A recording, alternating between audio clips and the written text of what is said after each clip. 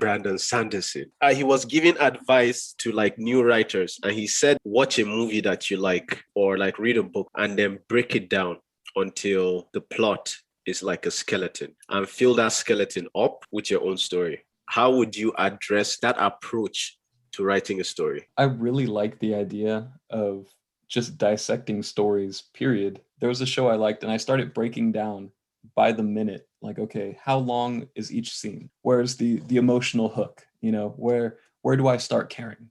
And then where's the character change? You know, where's the big payoff? And just taking it piece by piece. The idea of stripping that all down and filling it with your own based on those same beats.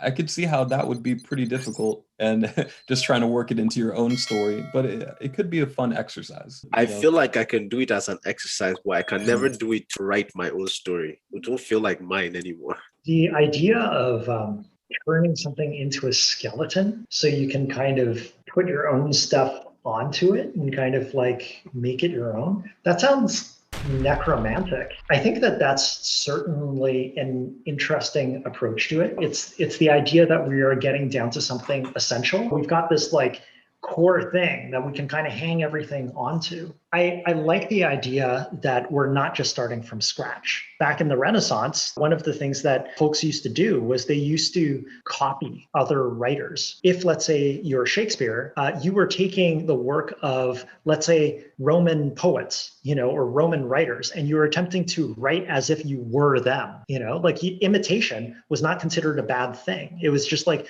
the way that you kind of learned how to do writing. So the idea of kind of using someone else's skeleton, you know, and raising your own thing from the dead, that can be kind of cool, you know, especially if you want to just not start from scratch.